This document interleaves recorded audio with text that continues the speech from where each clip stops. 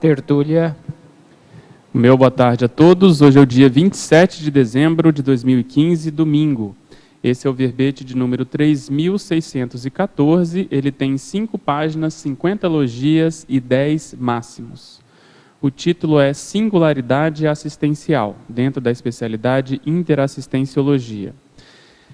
Quem está defendendo esse verbete, quem escreveu esse verbete, é a professora Elisa Souza. Vamos ver aqui o mini currículo da professora Elisa. Hoje a gente já tem aqui a publicação dos 500 verbetógrafos, a gente vai utilizá-lo aqui como fonte para falar da professora Elisa. A professora Elisa nasceu em São José do Rio Preto, São Paulo, Brasil, e atualmente reside em São Paulo. Inclusive, uma curiosidade, ela nasceu no dia de hoje, alguns anos atrás. Então, parabéns, Elisa. Você é uma pessoa inteligente de defender o verbete no próprio aniversário, Dentro da proficiologia, ela é graduada em ecologia e também em medicina e atualmente está na fase de especialização em radiologia e diagnóstico por imagem. Então, ela é médica, minha colega radiologista.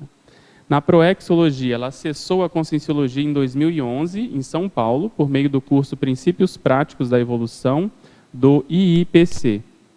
É voluntária da conscienciologia desde 2011, começou no Instituto, atualmente está na OIC. É professora de conscienciologia desde 2013, tenepsista desde o início desse ano e consciencioterapeuta desde setembro de 2015. E pesquisa as especialidades pensenologia e duplologia. Então, esse é o segundo verbete da professora Elisa. Vamos ver aqui a definição. A singularidade assistencial é a qualidade, propriedade ou característica de a consciência lúcida assistir as demais de modo único, invulgar, personalíssimo, ampliando a autocognição e a eficácia evolutiva. O holopensene pessoal da interassistencialidade, a percepção do padrão pensênico da singularidade assistencial, a percepção singular dos heteropensenes de cada assistência. A singularidade assistencial, o ato de atender de modo peculiar a necessidade de cada assistido. O público-alvo de assistência, o rapport com o assistido, as sincronicidades ensejando a interassistencialidade no cotidiano, o encontro oportuno para assistir, a autodisponibilidade constante para a assistência, o posicionamento interassistencial cosmoético, a autodesassedialidade favorecendo a prontidão interassistencial, a expressão comunicativa acertada, a interlocução na medida exata da interassistência, o dialeto próprio, a atenção nas oportunidades de assistência. A autovivência do EV profilático, a sinalética energética e parapsíquica pessoal identificada na singularidade assistencial. A leitura energética no momento da assistência, a capacidade de assimilação simpática, a qualificação da desassimilação simpática energética, possibilitando maior lucidez em assistência vindoura. O inesgotamento das energias conscienciais. A TENEPS ampliando a capacidade assistencial. A confiança na conexão com o amparo extrafísico de função na presença do assistido e assim por diante. Lá na página 8, dentro da seção Argumentologia, no tópico Caracterologia, ela lista 20 tipos de consciências, compondo possíveis categorias de assistíveis a serem atendidos de modo singular. E na remissiologia dos 15 verbetes, nós destacamos 5. Hiperacuidade interassistencial, horizontalidade interassistencial, megapolinômio interassistencial, nível da interassistencialidade e tempo assistencial. A singularidade assistencial é característica personalíssima da consciência, fator propulsor de auto e hétero reconhecimento, constituindo elemento-chave para a evolução em grupo. Você já observou as peculiaridades da interassistência realizada por pessoas diferentes? Considerou analisar a autossingularidade na prática assistencial? Desde quando? Na bibliografia específica, ela lista 3 fontes bibliográficas. Na mega-análise realizada pela equipe da Enciclosapiens, nós temos lucidez, vontade, TENEPS, qualidade, característica, autoassistência, sincronicidades, assistenciopensenidade, autodisponibilidade, heteropercepção, desassedialidade, intercooperação, autossuperação, predisposição, oportunidade, conviviofilia, acolhimento, retribuição, conviviologia e interassistenciologia. Questionamentos. Agora, antes dos questionamentos, Elisa, vale a pena você dar uma contextualizada do porquê que você resolveu escrever esse verbete, por favor. Tá certo. Bom, primeiro, uma boa tarde a todos e todas que estão aí presentes. Esse verbete, eu tive a ideia de escrevê-lo pela minha observação no meu dia a dia, na minha prática médica, principalmente, de que quando eu ia fazer alguma assistência, eu comecei a observar uma maneira, um modus operandi de fazer essa assistência. E então eu tinha um jeitão de fazer assistência. E eu comecei a perceber também que isso tinha a ver, essa assistência, ela dava mais certo, funcionava melhor, dependendo do grupo que eu estava fazendo essa assistência. Então eu comecei a observar que tinha um grupo que eu tinha uma especialidade maior para assistir. Foi daí que eu pensei, poxa, eu quero escrever sobre isso, porque eu acho que todo mundo tem que ir atrás de pesquisar isso, porque é muito bom, aumenta a autoconfiança na assistência. E também percebo que é um fator retrocognitivo, porque a gente tem uma assinatura, né, um modo de assistir. Então, assim. Bacana. A verbetógrafa professora Elisa, em Pensenologia, página 5, primeira linha. Quais dicas para melhorarmos a percepção do padrão pensênico da singularidade assistencial que cada um possui? Eu vejo que para a gente perceber isso daí, você tem que começar a observar sempre quando tem um assistido. Porque o amparador ele só vai aparecer onde tem alguém para ser assistido. É nessa hora que tudo fica mais aflorado. A lucidez amplia e a gente começa a dar para captar melhor algumas nuances, são questões muito sutis que estão ligadas a essa assistência. Isso pode acontecer em qualquer lugar. Desde quando você vai numa lanchonete, você está comprando um café, às vezes você assiste a pessoa que está te vendendo o café. Às vezes, quando você está numa livraria, ou no exercício profissional, que no meu caso foi um facilitador, e é um facilitador porque o paciente ele é um assistido que carece muito daquela assistência naquele momento, e o amparador, algumas vezes, tem que ser ostensivo naquele momento. Mas eu vejo que qualquer lugar dá para fazer isso. Então, a dica que eu dou é para, na percepção desse padrão, você tem que se autoavaliar no momento da assistência. Então, quando você vê que alguém está precisando de alguma ajuda, ou você vê que alguém está com algum problema e você pode falar alguma coisa, você pode ajudar, observar como você resolveu ajudar, que tipo de pensamentos que passaram na sua cabeça, se você, na hora, teve afinização com algum grupo, se tiver uma ideia que você teve numa outra assistência, começar a comparar. Então, eu acho que seria interessante anotar o assunto. O assunto foi esse, dependendo da assistência, e o que veio na minha cabeça no momento. Em Fatologia, página 5, segunda linha. Como detectar o público-alvo de assistência em meio a tantos assistidos que temos, principalmente sendo tenepsista? Essa questão do público-alvo, eu vejo assim, o público-alvo ele vai se revelando conforme você vai se autopesquisando. Quanto mais você entende da tua autopesquisa, quanto mais você entende o problema que você tem e aquilo que você tem que curar em você, resolver em você, reciclar, mais você vai tendo mais mérito para tratar pessoas com a mesma patologia. Então, é aí que vai aparecendo o público-alvo. Eu entendo que só dá para entender, só dá para aprofundar no público-alvo se você está com uma autopesquisa de preferência em dia. Então, você vai começar a perceber que você está, vamos dizer assim, você está por dentro daquele assunto, aquele assunto é um assunto que te é familiar, porque para você superar algum problema em você, você teve que estudar o assunto. Isso envolve literatura conscienciológica ou mesmo literatura científica, né? Então, você vai pesquisar, você vai ler, e isso vai te tornar, vamos dizer assim, um instrutor, um mentor no assunto. Em Parafatologia, página 6, sétima linha. Como pensar a parassinatura interassistencial única existente em cada assistência que fazemos? Como pensar? Perguntou? Como pensar, como pensar. Perceber. Certo. Essa parassinatura, ela é esse jeito de você assistir. Então, você está lá fazendo assistência, aí, por exemplo, isso dá para perceber em sala de aula na Conscienciologia. Tem um professor dando aula com você, aí às vezes ele responde para o aluno aquela pergunta, mas daí te vem uma ideia de responder praticamente a mesma coisa, mas é do teu jeito de falar, o teu trejeito, as suas palavras. Nessa hora, você vê que você tem uma assinatura, é um jeito de acontecer, que não é só na assistência. Às vezes é seu jeito, está no seu jeito de caminhar, é um jeito seu de fazer as coisas. Isso é só assinatura, só para assinatura. Que isso não é só do físico, estou falando de caminhar, né? Mas quando a gente caminha, a gente tem uma cadência, isso tem a ver com a tua energia, isso tem a ver com um monte de coisa. Então tem que pesquisar isso no holossoma, que são os 4 veículos, né? O soma, o energossoma, que são suas energias, o psicossoma, que são seus sentimentos na hora de fazer aquela assistência. E isso inclui, se você está querendo fazer de uma maneira afobada, se você tem um jeito de fazer que você já calça melhor o teu sentimento. Então, tudo isso é um laboratório. E a parte mental também, que é como você ordena suas ideias no momento da assistência. Se você tem uma ordenação que tem um padrão mais tranquilo, se as suas ideias oscilam demais, o ritmo das suas ideias, né? Se você é mais taquirrítmico para pensar, se você é mais brade, e está tudo bem também, às vezes, ser brade.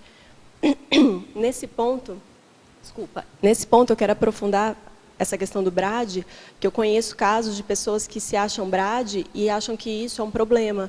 E muitas das vezes eu entendo que ser brade pode ser a grande chave para a assistência dela. Às vezes ela é extremamente assistencial e ela veio nessa vida mais brade até como uma questão de contenção. Tem gente que tem que ser mais lento, senão a cabeça não funciona direito e todo o corpo acaba não funcionando bem. É uma coisa que eu estava pensando, ouvindo você falar, é que esse processo da para-assinatura interassistencial, uma das conclusões que a gente chega é que a pessoa sendo mais espontânea, né, reconhecendo o jeito que ela é, como você comentou, da autopesquisa, e ela sendo ao mesmo tempo espontânea, mas ao mesmo tempo técnica, então o jeitão dela sendo mais técnico, isso acho que reforça do que ela ser artificialmente, querer ser um assistente artificial, ou pegar um modelo de uma outra pessoa e começar a querer aplicar, aí vai ficar artificial e ela não consegue ter essa autoconfiança, né? É bem isso mesmo. Não pode ficar forçado, não pode ficar engessado. Exatamente. Senão a assistência não acontece.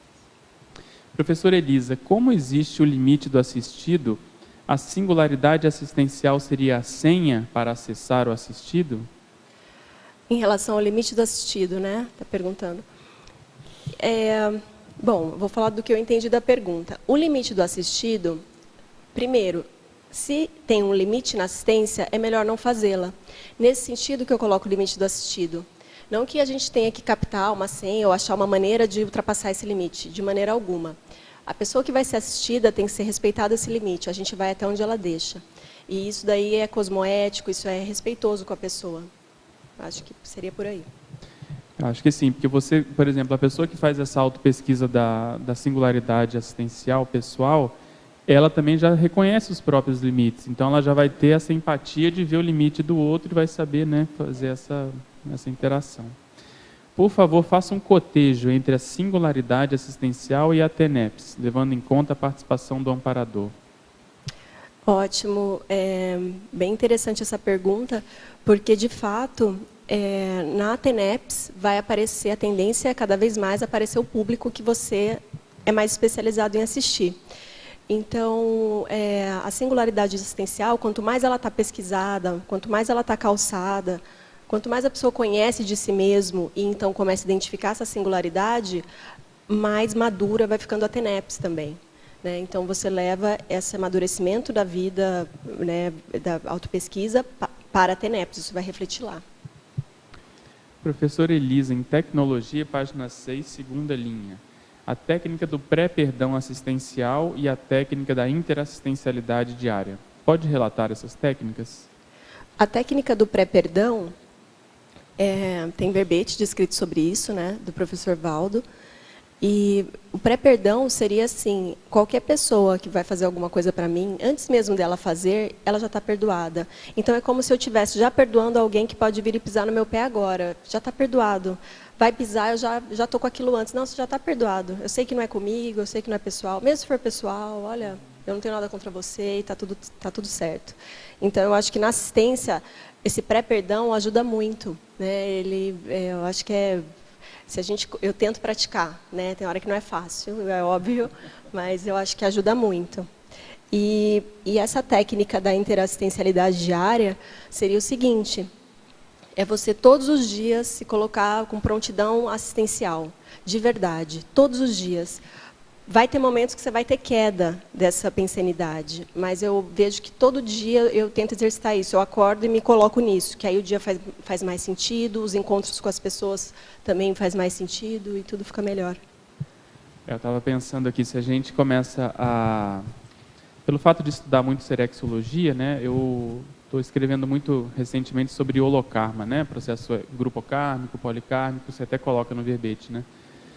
E aí, quando a gente vai fazendo essa assistencialidade diária, a gente vai reconhecendo que tudo que aparece para a gente tem uma responsabilidade ali, né?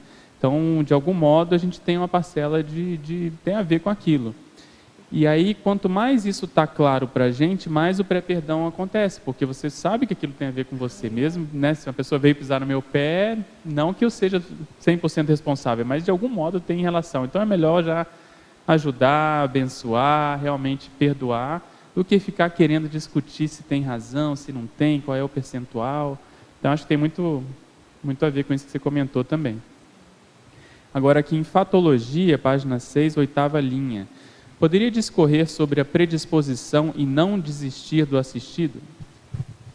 Isso daí vem do seguinte: a pessoa está precisando de assistência, você vê que ela está aberta a ser assistida. Às vezes ela pode causar irritação, às vezes ela pode estar com algum problema que te incomoda, às vezes está difícil fazer aquela assistência, mas a pessoa precisa de ajuda e você não pode se dar o capricho na hora de falar: ai, mas isso está me incomodando, poxa, eu estou irritada, nossa, vontade de sair daqui.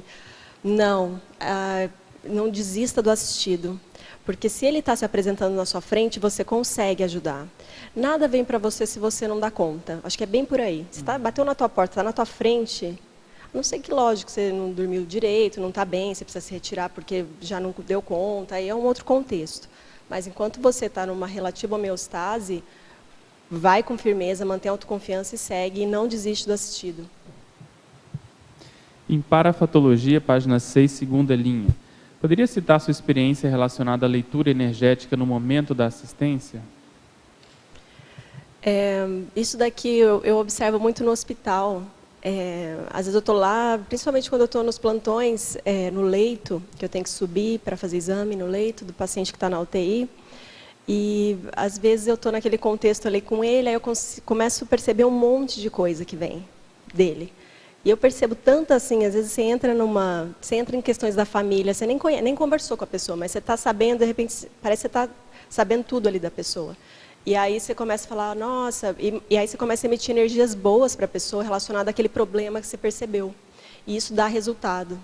Então, às vezes até eu experimento, algumas vezes a minha energia baixa um pouco, e aí na hora também eu tenho que regular, fazer um EV melhor, porque tem coisa que você começa a ajudar e começa, vamos dizer assim, quase que te suga mais do que você pode. Aí tem que também fazer essa dosagem, né, na assistência. Pois não. Até com relação a isso, gostaria que você falasse essa questão dos médicos, né? Tem muitos médicos que atendem rápido o paciente, nem fazem o acolhimento, e só para fazer número muitas vezes. E outros têm essa questão de ver a demanda, é o que você estava falando. Como é que é na sua experiência isso daí? Em relação a isso é interessante, fazendo um gancho com essa pergunta, que para dar tempo de você perceber a necessidade do outro, inclusive fazer uma leitura energética melhor, você tem que ter tempo.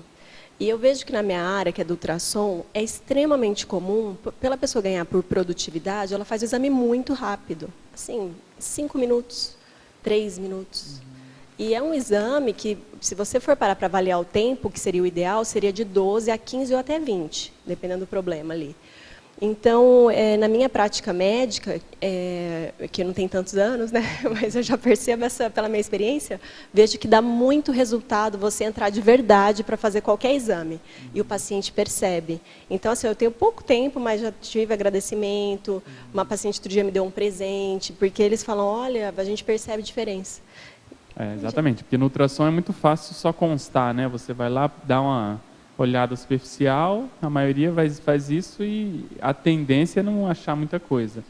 Mas realmente, se você se dedica, se você começa a pensar e pensar clinicamente, o raciocínio, né, clínico e tentando, parece que as coisas vão abrindo, se encaixando, você vai aumentando o rapport, surge uma informação, surge uma imagem, e aí a coisa começa a... E é interessante que não é uma coisa difícil, é só querer. Exatamente, você tem que abrir mão desse processo da pressa, né? Porque a gente faz 1 milhão de coisas, tem muitos exames, às vezes esse processo que você está comentando de atender paciente na UTI pode ser dentro de uma agenda que você tenha, pacientes às vezes que já estão agendados, pacientes encaixados, pacientes internados. Então, a tendência dos médicos é ficarem com muita pressa, né?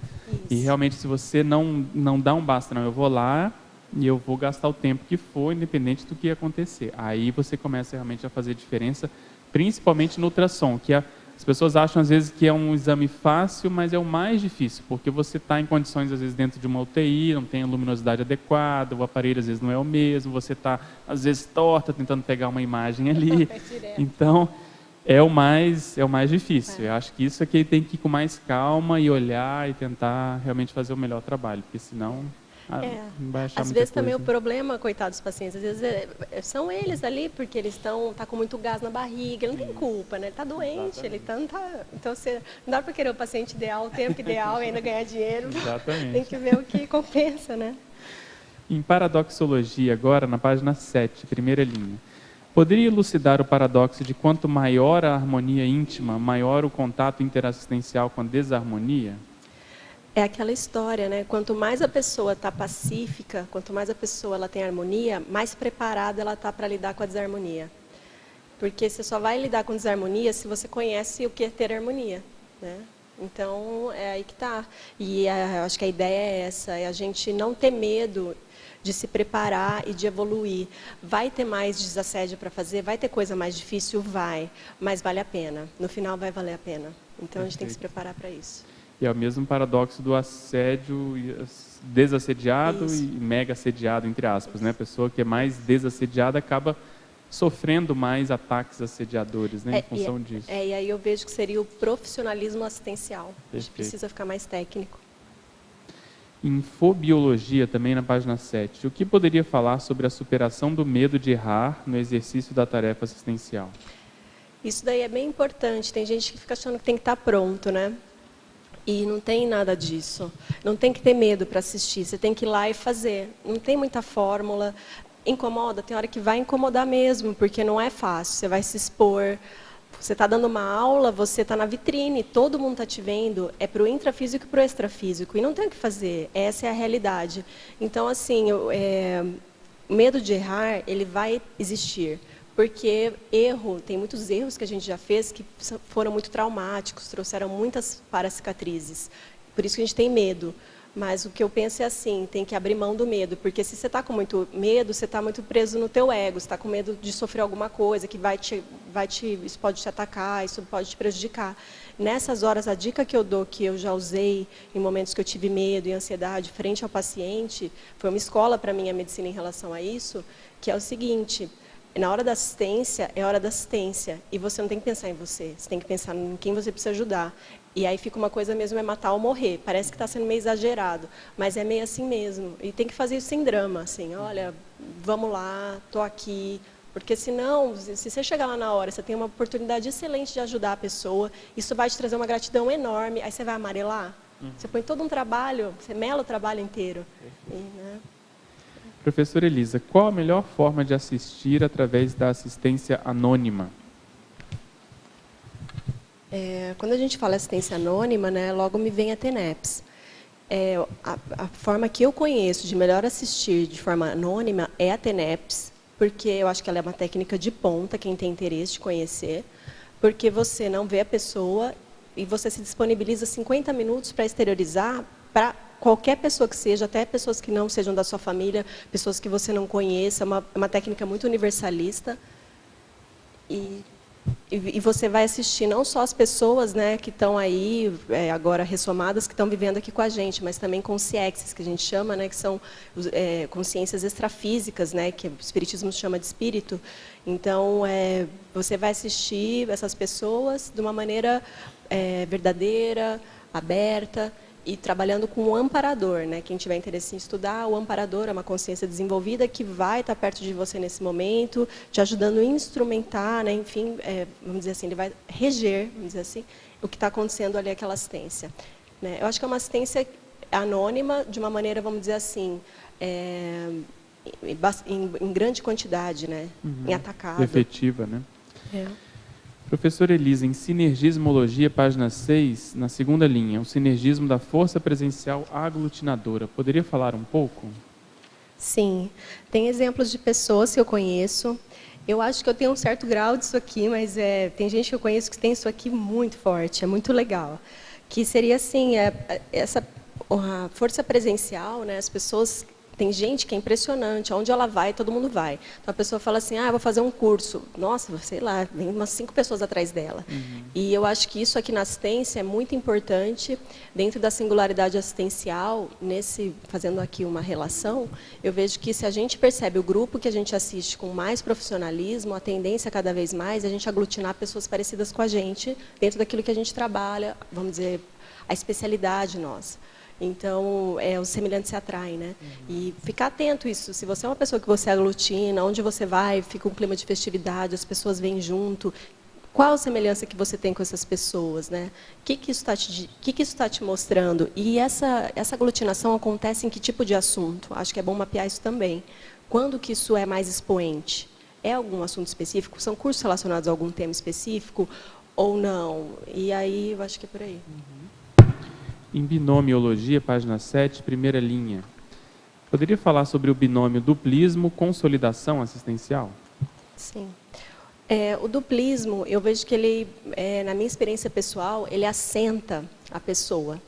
Então, assenta, principalmente, eu vejo assim, a parte de psicossoma, mas, logicamente, assenta a questão somática, né, pela questão até da necessidade física, biológica, de trocar, né, carinho, a questão sexual do ser humano.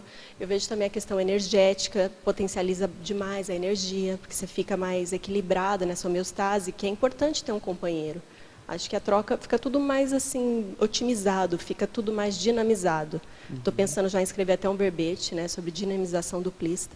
Legal. Então, acho que, ou dupla dinamizadora, vamos dizer, estou amadurecendo isso aí, porque no meu exemplo, nossa, tudo que eu queria desenvolver assim acelerou demais depois que a dupla apareceu na minha vida. Foi muito bom. Bacana. Em maniologia, página 7, o que é o rompimento com a mania de taxa afetiva? A taxa afetiva seria tipo um pedágio que a pessoa cobra sempre que alguém vem até ela. Então, alguém vai fazer assistência para ela, ou qualquer pessoa vem conversar com ela, ela está sempre pedindo, sempre tem uma taxa. Alguém vem falar com ela, mas tem que ter alguma coisa em troca, porque ela é carente, tem um buraco interno enorme, precisa suprir aquilo. Então, aqui eu coloco, seria a rompimento, né, com essa mania. Porque eu vejo assim, na assistência, para você se tornar um profissional assistencial, você tem que dar conta dessa carência, você tem que dar conta de ficar pedindo toda hora. A gente tem que ser mais assistente do que pedinte, do que assistido. E isso daí é uma transição que vai acontecendo gradualmente e normalmente.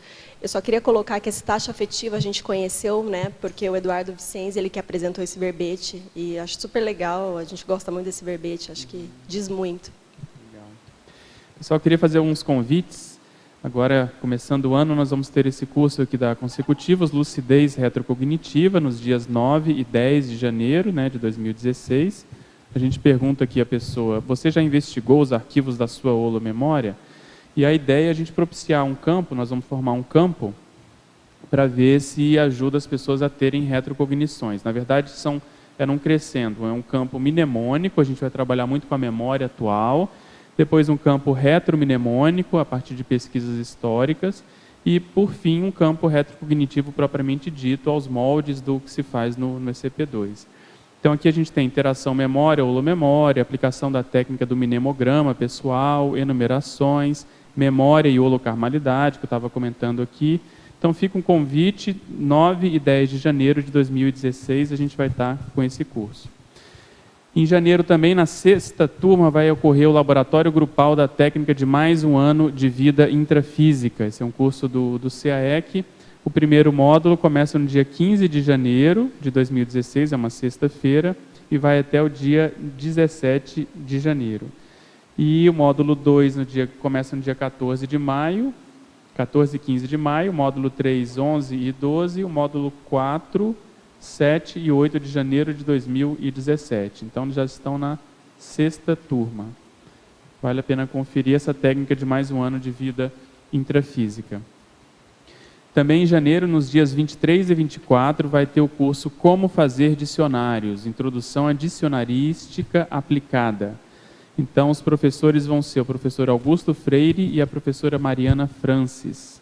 Então, vale a pena um curso também do CAEC, aqui com apoio do Colégio Invisível da Dicionariologia Conscienciológica e do CINEL da Unicim.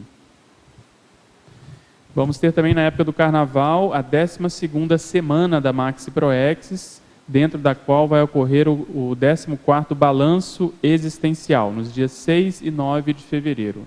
Esse já é um evento tradicional aqui do CAEC, né, proposto pela Apex, em parceria com o CAEC. Primeiro dia, então, dia 6, que é o sábado de Carnaval, vai ter o professor Laínio Losch, falando de balanço existencial pessoal. Depois o professor João Aurélio, falando de autodiscernimento, e o professor Maximiliano, falando do sinergismo auto-recins, auto-gescons. E aí continua, o segundo dia tem um campo proexpo, tem um talk show com o professor Francisco Mauro, depois a aula do professor Antônio Magalhães, do Dogma à Ciência, e fechando o dia, a professora Sancha Spínola, Reencontro de Destino, a importância da amizade raríssima no complexo. Terceiro dia tem um tempo para o balanço, o grupo kármico. Depois a professora Laura Sanches vai falar da autossuperações até a vida intelectual. Depois do coffee break, a professora Fabiana Carvalho vai falar do princípio da restauração evolutiva, um estudo de caso. E no último dia, terça-feira, vai ter a aula sobre prospectiva conscienciocêntrica com os professores Flávio Bononato e Laínio Losch. E dentro da semana tem ainda o curso de Identificação das Diretrizes da ProEx, e o acoplamentário fechando a semana. Queria falar também do curso PROAD, o Programa de Aceleração da Desperticidade. Candidaturas à abertura já estão feitas, já estão abertas para a 4ª turma, até o final desse ano. E o módulo 1 vai ocorrer nos dias 5 e 6 de março, né, do ano que vem, é quando a gente faz a parasemiologia despertológica. Depois o módulo 2 é em abril, módulo 3 em final de abril, começo de maio, módulo 4 em junho, módulo 5 em agosto e o último módulo em outubro. Os pré-requisitos para a participação desse curso, que eu considero um dos cursos mais avançados da Conscienciologia. A pessoa tem que apresentar o CPC, que é o Código Pessoal de Cosmoética, apresentar a ficha evolutiva pessoal, quer dizer, o que ela já produziu até hoje na Conscienciologia, apresentar o gráfico 360 graus do conscienciograma, lá com a ajuda da Conscius, ser professor ativo de Conscienciologia, ser tenepsista há no mínimo 3 anos, ter participado de 5 cursos de campo, sendo pelo menos 2 ECP2, ter sido evoluciente na OIC e recebido alta. Isso é um detalhe importante, porque tem gente que chega lá e corre, né? A pessoa não recebeu alta, ela fugiu. E também ter sido consincobaia na Conscius. E finalmente, também em janeiro do outro ano, quer dizer, 2017, nós vamos ter mais um ECP3, que é um curso sem pré-requisitos, nos dias 20, 21 e 22 de janeiro, e eu vou ser o EPICOM. Esse é um curso promovido pela Asimvex, e os recursos desse curso vão ser para a construção do 2º serenário do campus da Asimvex. Então, vale a pena se programar. Esse é um curso que não tem muitas vagas, porque nós vamos fazer aqui no Hotel Mabu, ele já tem muitas pessoas inscritas, então quem tiver interesse vale a pena já confirmar a sua inscrição, principalmente porque a inscrição agora é mais barata. Então, dias 21, 22 e 23 de janeiro, ECP3 Pro Serenário. Quem gostaria de comentar? Eu quero fazer uma pergunta para Elisa. Pois não. É o seguinte, Elisa, na definição você fala na consciência lúcida, assistir de modo único. Tá? Como se você já falou em algum momento aí, uma característica específica de fazer assistência. Porém, lá na fatologia, você fala o ato de atender de modo peculiar a necessidade de cada assistido. Aí eu fiquei pensando, cada assistido tem uma necessidade. O assistente tem um modo único, como você diz aí na definição. Para mim ficou um pouco assim, eu fiquei pensando aqui, como é que é isso? Se tem um modo único e o assistido tem uma necessidade específica, como é que é isso? Você pode clarear para mim, por favor? Sim.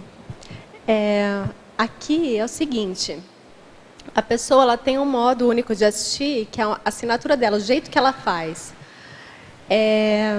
Mas cada pessoa vai ter uma necessidade. Mesmo o grupo que você tem a especialidade, o teu grupo que é da tua especialidade, mesmo esse que é aquele que você está mais preparado para fazer uma assistência mais a fundo, mesmo esse grupo vai ter vão ter essas peculiaridades, porque um ser humano é diferente do outro. Então a pessoa às vezes vai ter uma necessidade específica.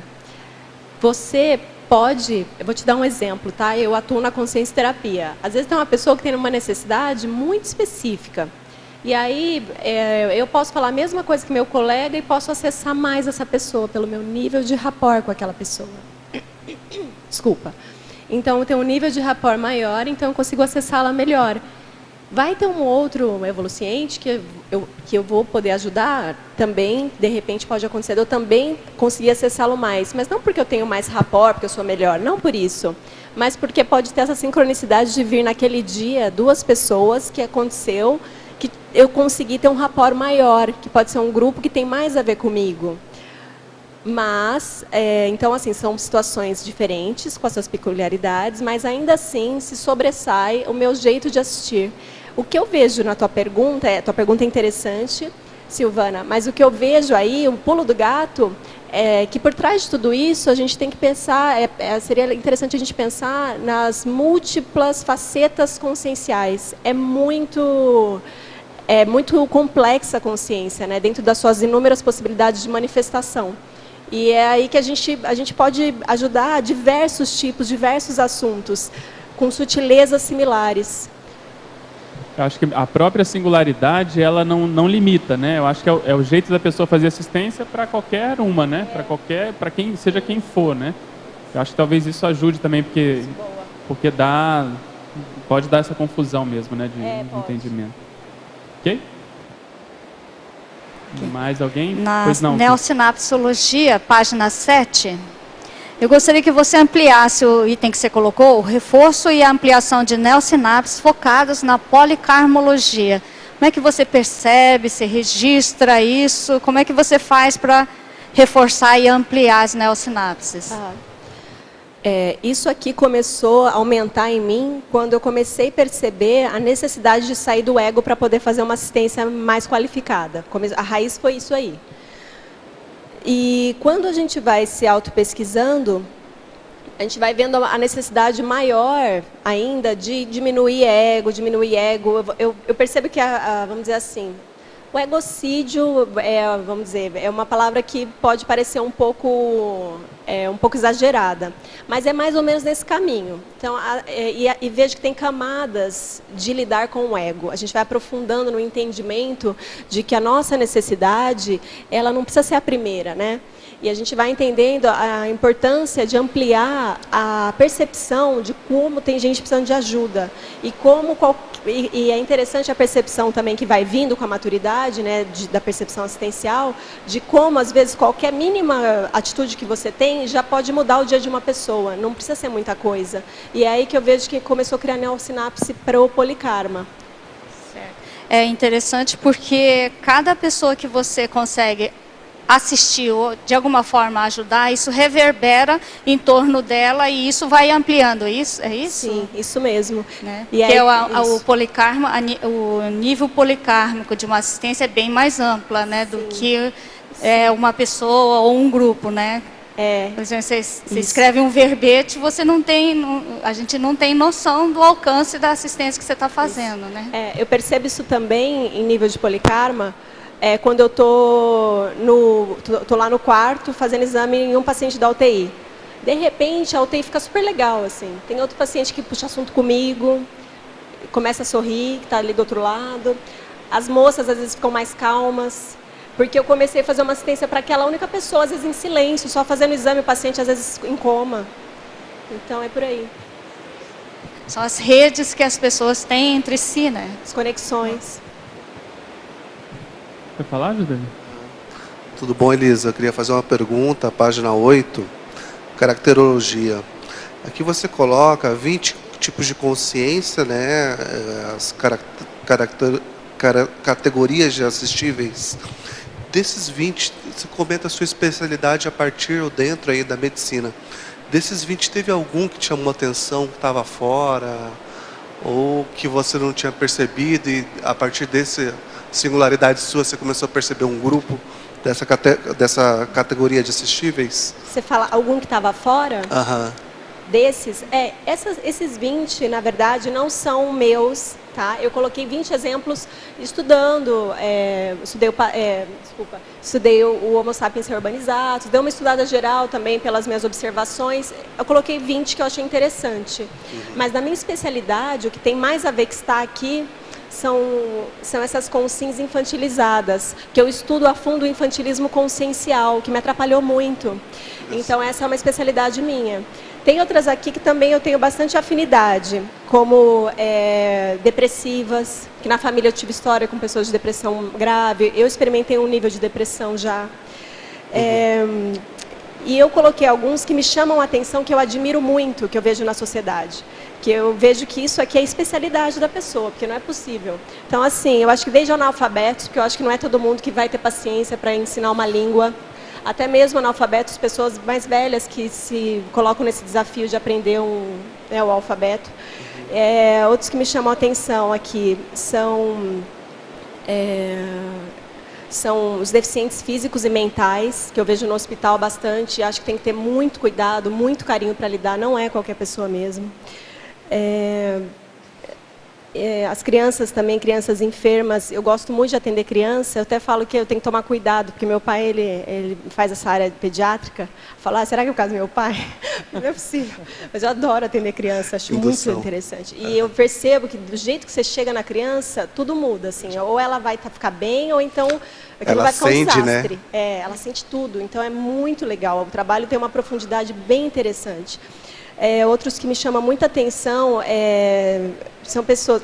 um exemplo aqui que eu tenho, né, que me chamou a atenção, casais em divórcio.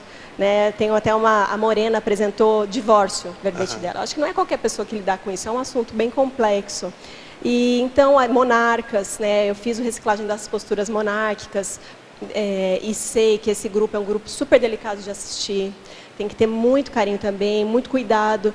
Então, assim, são grupos de especialidade que me chamam a atenção, que não é para qualquer um, sabe? É para aquele grupo. Tem um grupo de assistentes que vão fazer muito melhor. Interessante você comentar essas 20 categorias, que a ideia que eu estou tendo, que me ocorre, é a facilidade de acesso a cada grupo desses, né? A singularidade deve estar uma parte aí também, né? A forma como você acessa, como que você entra, você faz uma assistência ali rapidão. Isso mesmo. E o teu amparador que vem na hora, porque é amparador de função, né? Ele já conhece que você tem essa facilidade, tudo fica otimizado. Quando agora, você vê a coisa interessante com criança, a forma como você acessa ela acende, né? Não, é impressionante, ela mágico. Acende, isso é muito interessante, eu gosto muito. Outro também que eu queria citar, que eu acho que é um grupo que eu acho bem interessante, assim, bem peculiar e específico, são os refugiados e pessoas que estão vivenciando situação de tráfico humano. A Tainara Paulon, minha amiga, vive aqui em Foz do Iguaçu. Ela é muito, eu admiro muito ela, porque ela trabalha com tráfico humano, com essa questão. Eu acho que não é para qualquer um, não é qualquer um que dá conta de mexer com isso daí. Precisa, né, de pessoas preparadas. Eu fiz um artigo sobre refugiados, tem muita questão que engloba ali a questão do refugiado, né? Ele viveu num extremo do limiar da vida dele. Mas bacana. Ok. Graça, quer comentar?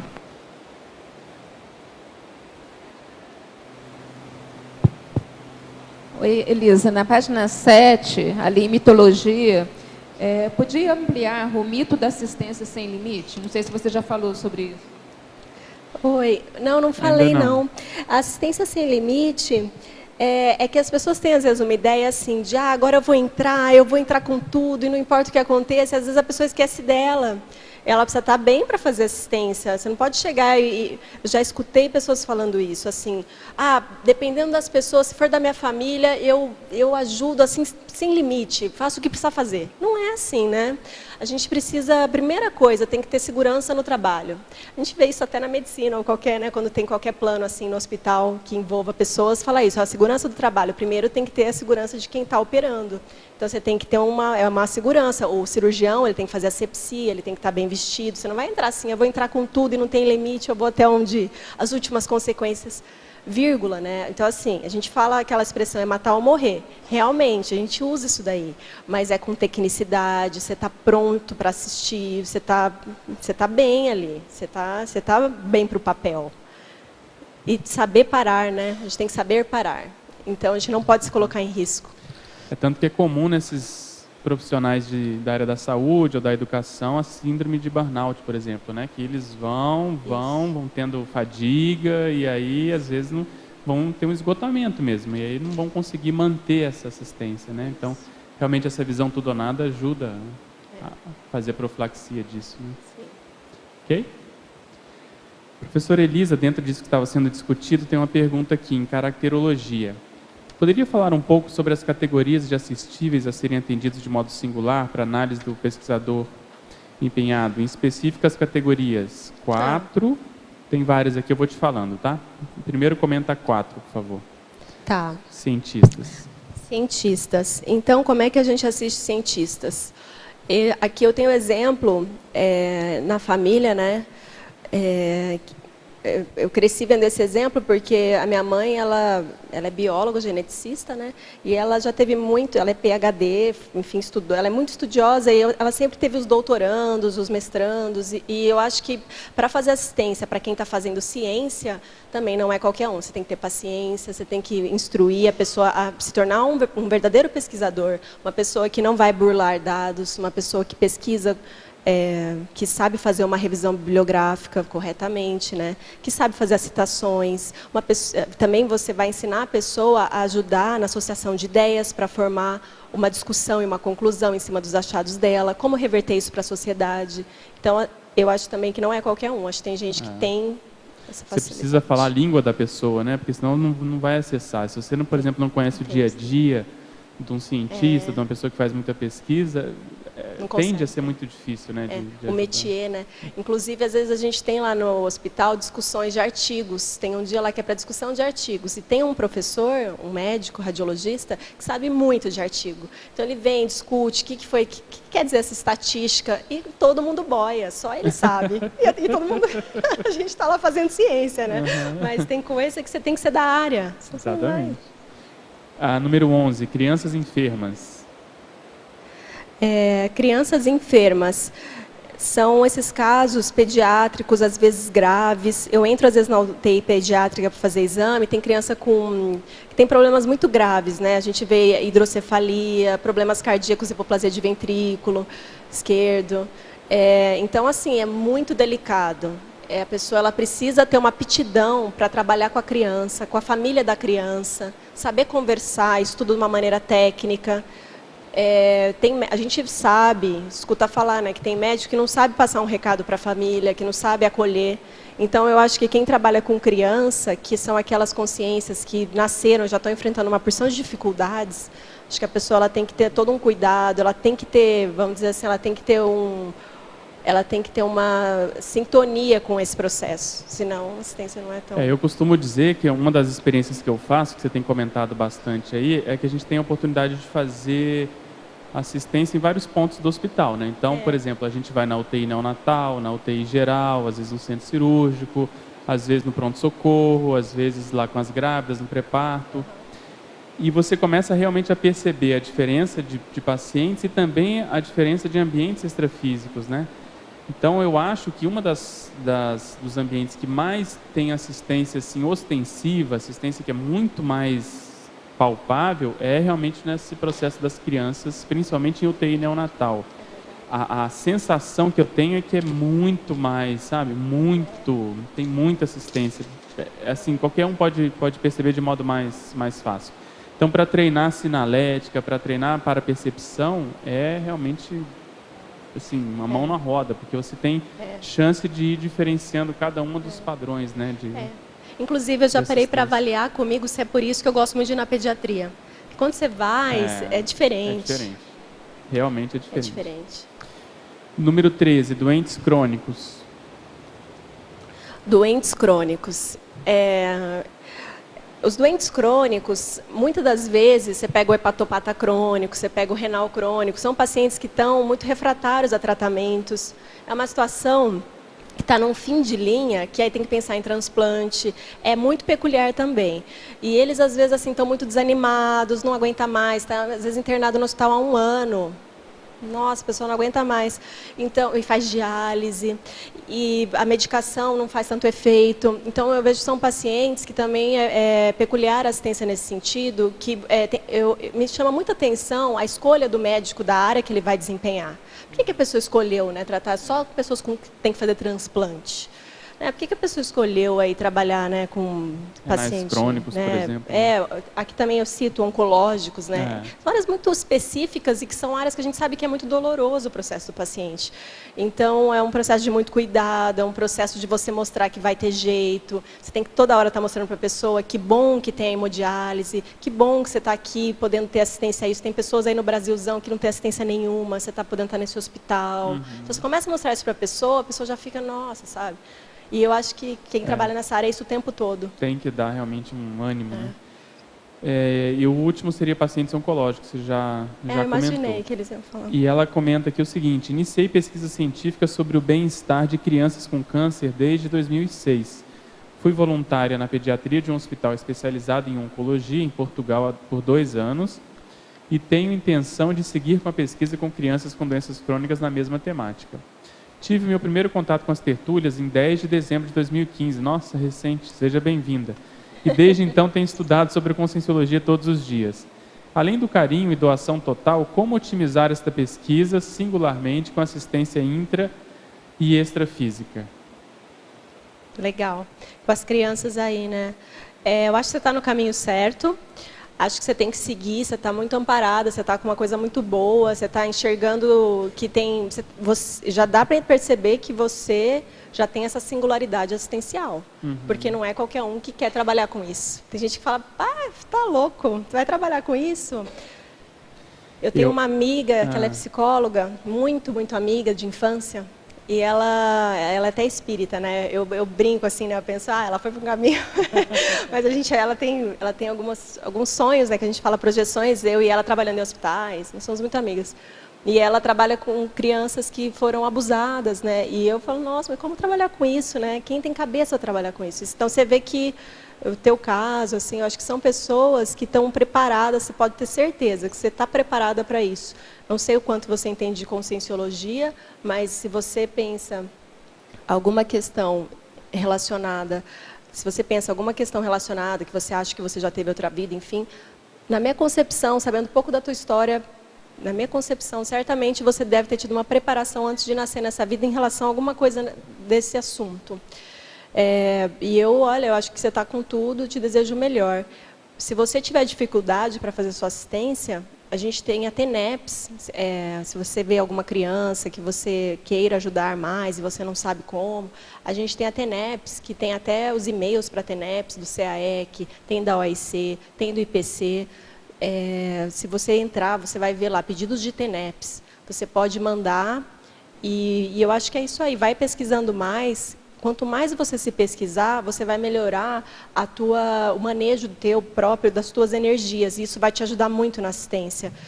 A conscienciologia me ajudou muito nesse sentido, porque quando eu cheguei, eu sofria muita drenagem no hospital de energias, e me ajudou que eu aprendi a trabalhar minhas energias, e isso você fica outra pessoa. Às vezes você sai do hospital 5 horas da tarde bem. Você fala, nossa, impossível, inacreditável, mas é.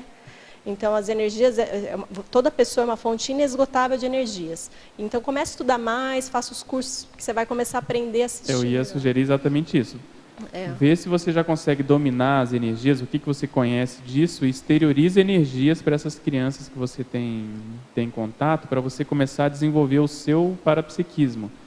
Depois, com o tempo, você vai vendo isso que a professora Elisa está comentando, para você ver o porquê que você tem relação com esse público-alvo, o que tem a ver com o seu passado, por que as coisas foram caminhando para você mexer com esse tipo de assistido, né?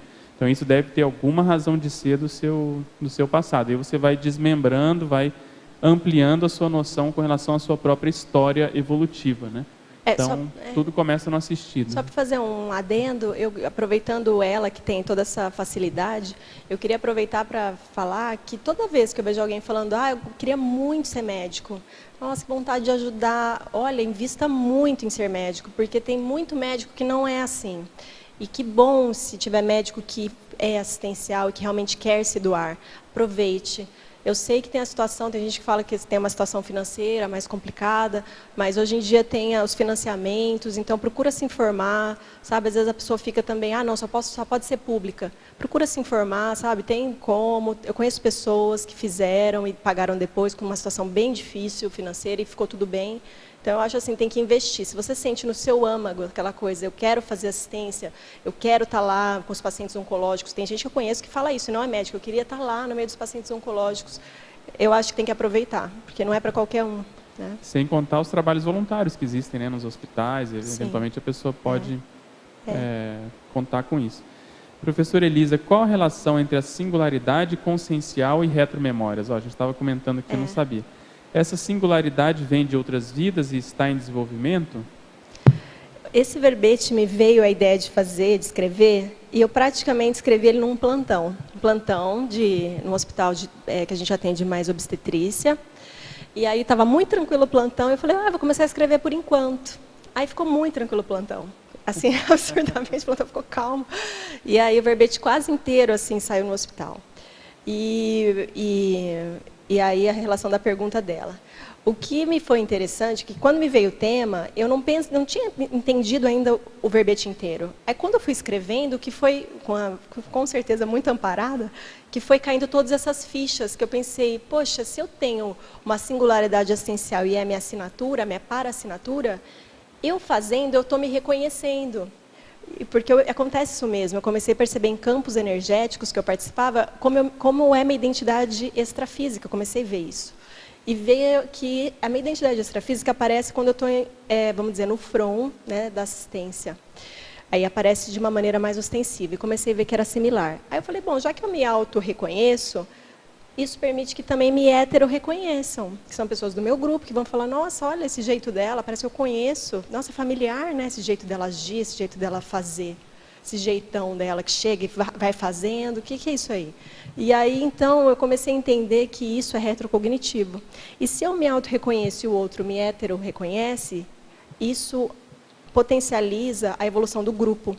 Porque quanto mais a gente entende que a gente não é só aqui, Elisa, né, Gabriel, essa vida assim, quanto mais a gente entende que tem um papel, que não é por acaso, e que a gente está aqui num grupo para fazer alguma coisa, melhor é para o grupo, né? O grupo cresce, o grupo amadurece. Eu acho que tem tudo a ver, realmente, porque você começa a rever o próprio povo do passado, né? Isso vai reverberando na memória, na holomemória, e daqui a pouco a pessoa realmente lembra, tem retrocognição, né? Pode falar, Eucardio. Alô.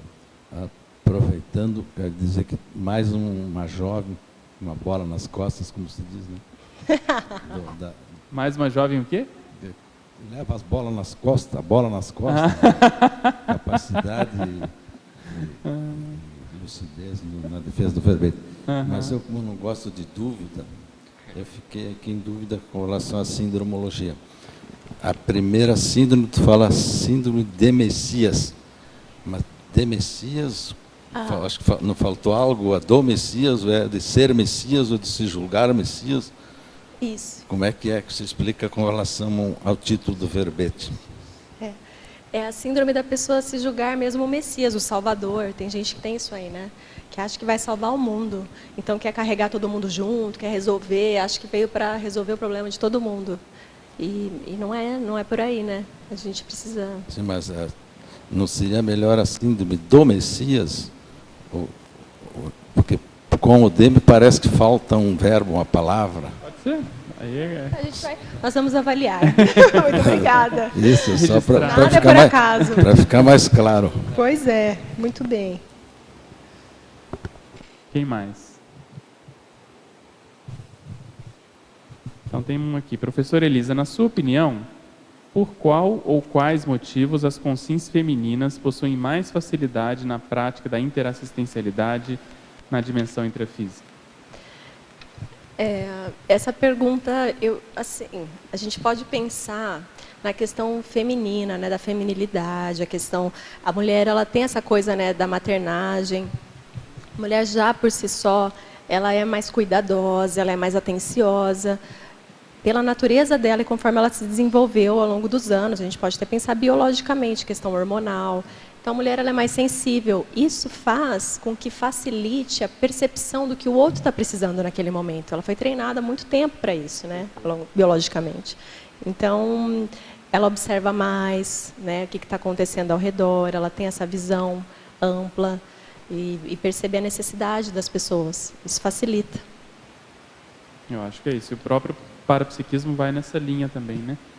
Paradoxologia, página 7, terceira linha. A partir da terceira linha, amplie esses dois paradoxos, por favor. O paradoxo de quanto mais ampla a cognição, maior a noção do incognoscível. E o paradoxo de a qualidade da assistência não depender unicamente da experiência de vida na intrafisicalidade. Legal. Eu vou começar pelo último que a pessoa falou, que é o seguinte, que o nível de assistência da pessoa não depende da idade, né? A gente vê que pessoas novas, bem novas, às vezes tem uma manifestação extremamente assistencial, extremamente acolhedora. E você pode ver que tem pessoas velhas, às vezes uma pessoa assim, eu já vi, assim, outro dia eu fiquei assim, falei, não é possível. Vi uma senhora, acho que de 90 anos, não, 80 anos no hospital, super irritada, super impaciente. Eu falei, poxa, mas que desperdício a vida toda para trabalhar as coisas e chegar na cidade assim, né? Dá muito trabalho. Quando a gente é jovem e fica irritado, já incomoda. Imagina, velho, com dor ainda, irritado. Ai, não, piora, né? Só Tendência, piora, né? pois é. Então, a gente tem que ter paciência, a gente tem que trabalhar os traços, né? Então, essa questão que eu quis colocar aqui, que a idade independe. A consciência tem que ver a maturidade dela, também considerando que nós temos múltiplas vidas. Então, isso independe da idade física. E um outro paradoxo que eu quis dizer aqui é que quanto mais a gente amplia a cognição, quanto mais a gente conhece, isso vale para si mesmo. Quanto mais a gente percebe e conhece das coisas, mais a gente vê o quanto a gente ainda não sabe, né? Que é aquela coisa, quanto mais sei, menos sei, né? Fica aquilo. Elisa, tem aquela frase do Sócrates, né? Só sei que nada... Como é que é? Só sei que nada sei. É por aí. Ainda tem ameniza um pouco quando é com a gente mesmo, porque quanto mais a gente se conhece, vai dando mais segurança. Você fala, legal, já estou entendendo, mas você vai vendo que o buraco é mais embaixo, você vai descobrindo outros traços que você ainda não tinha visto. E para o conhecimento em geral, isso daí nem se fala, né? Quanto mais a gente conhece, mais a gente vê que a gente quase não sabe nada, né? Só um grãozinho. Se você colocar a serexologia aí, as múltiplas vidas, aí sim, você saber uma vida a mais é muito bom, mas ao mesmo tempo não é nada, é uma só, então você vê que você não sabe nada também. Ajuda, mas não ajuda tanto, né? Imagina, são milhares de vidas, sei lá. É uma loucura isso. Então, realmente, você fica nesse paradoxo, né? Ajuda um monte essa vida atual, mas ao mesmo tempo é uma só, mas você está com duas. Então, Keiko, isso aqui é para você me ajudar aqui, viu? Ó. Professor Pedro, peço-lhe, por favor, que me oriente sobre uma dúvida que tenho com relação à revisão dos verbetes. Estou indo para o 5º semestre da Faculdade de Letras Português e Inglês e gostaria que me esclarecesse o que posso fazer para, futuramente, me tornar voluntário revisor de verbetes e também que me dissesse aonde devo enviar algumas revisões de livros da Conscienciologia, aos quais já tenho corrigido com páginas e revisões que realizei como preparatórios futuros de revisão. A primeira coisa que eu acho é que você não precisa esperar, a não ser que você esteja muito atolado aí com o seu curso. Você já pode começar a fazer isso desde agora, realmente, como você já tá fazendo. Com relação aos verbetes, eu vou passar aqui para a Keiko, para ver como que você já pode também ajudar de algum modo, mesmo que seja à distância, né? O que você acha aí, Keiko? Sim, existe essa possibilidade de voluntariar à distância, mesmo como revisor. Mas tem o pré-requisito da defesa do verbete, né? Teria que ver se ele já defendeu algum verbete. Eu vou ver se o seu nome está aqui no livro. Isso. Caso você não tenha ainda defendido o verbete. Então você vai começar pelos livros e depois você vai chegar nos verbetes. Isso. Não, ele tá pode, aqui, sim. não, ele pode Deixa eu ver aqui fazer se o é programa Verbetografia. É ele que mesmo, ele começa está aqui, ó. Ele tá, pode... tá aí já? Tá aqui. Ah, então. Tá fichado já. Seria interessante, então, a aqui. gente... Como é que é o nome dele? Bruno. Seria Bruno interessante, Camargo. então, ele conversar com a gente. Aqui, graduando em letras, português e inglês, é ele mesmo. Muito bom, muito bom. Então, seria bom a gente, então, conversar, fazer uma entrevista, né? Não sei quando que você tem alguma previsão para vir aqui para Foz do Iguaçu, ou mesmo a gente você poderia escrever para... Pode ser para o Neoverbetes mesmo, para o e-mail da Enciclosapiens, e nós podemos, então, marcar uma reunião, mesmo que virtual, para conversarmos. Porque a ideia é você já se entrosar, né? Você precisa ter algum contato aqui para isso ter uma dinâmica, né? Uma condição. E com relação aos livros, acho que é para editares que manda, né? Manda direto para editares, e lá eles vão fazer essa revisão. Além disso, tem a própria revisão de, às vezes, verbetes que já foram publicados também, né? Que às vezes nós vamos precisar também mexer com isso, né? Tem verbetes antigos que precisam ser revisados também. Então, acho que com o tempo a Enciclosapiens vai, por exemplo, quando for publicar a enciclopédia, às vezes vai precisar dar uma passada geral, porque tem algumas coisinhas, né? Então tem muito trabalho. Por isso que estou falando para você já se engajar e entrar nessa equipe, porque realmente vale a pena. E com relação a editares, Pedro, só para falar, no ICGE tem o endereço que ele deve mandar, então, as 2 cópias do livro dele para editares, o pessoal revisar, aí depois começa todo o processo de revisão, pareceristas e tudo mais. Ah, legal. É o livro, aí, no caso, o livro pessoal, né? Tá. Ele falou, acho que na revisão de livros da Conscienciologia de modo geral. Então tá. Peti, quer comentar? Eu queria falar aqui sobre a culturologia, culturologia na página 8, a cultura da valorização dos trafores. Como que é essa ligação com o tema do verbete? É aquela história, né? A pessoa que valoriza muito trafar e não trafor, dificilmente ela vai conseguir ter a percepção da singularidade assistencial dela. Porque a singularidade assistencial, assim como eu, só fazendo já uma relação aqui com a exemplologia, né? A gente coloca jejuna e madura. Uma que é com lucidez, para atender a necessidade básica do assistido, e a outra com lucidez para atender uma necessidade complexa. Nós mexemos um pouco, eu estou lendo a exemplologia, mas nós mexemos um pouco, porque a priori a gente pensou em colocar essa questão do trafor, utilizando os próprios trafores para fazer essa assistência. É que aí, no fim, a gente tirou, mas a questão dos trafores ela é muito importante para você executar a assistência. Se você não enxerga os seus trafores no momento que você está assistindo, que seria, vamos supor, autoconfiança, determinação, se você não está vinculado aos teus trafores, de preferência, já mapeado, se puder, o mega trafor, que aí ele te ajuda muito, até para aumentar rapport, porque quanto mais a gente se conhece, mais autoconfiante, mais profissional na assistência. Então, quanto mais a gente tiver isso calçado, melhor é a assistência, com mais profissionalismo. E a singularidade assistencial pode se manifestar de uma maneira mais límpida, né, mais sem ruído, mais certeira. Como que você vê essa cultura dentro da dupla? Da dupla? Eu vejo que a dupla só reforça isso, né? O duplismo, a técnica do duplismo, né? Da dupla evolutiva, eu vejo que só reforça isso. Porque a dupla está ali para te ajudar nesse processo de você ver teus trafores. Ela que vai estar lá na hora, né, para te apontar, você não está vendo esse trafor. Né? Algum momento que você está mais trafarista, ou que alguma coisa aí não deu do jeito que você gostaria, alguma frustração, ou algum momento que você não está com a tua lucidez da maneira que tem que ser, né? Quando às vezes a gente não consegue manter um patamar, né, melhor, a dupla está lá para te lembrar. Você não está... O que aconteceu? Né? E aquilo lá, né? E o teu trafor, aquilo lá que você não costuma ficar assim e tal, isso ajuda muito. Você vê que tem casamentos que às vezes, né, as pessoas se separam justamente pelo contrário, né? Porque um fica apontando o trafar do outro, né?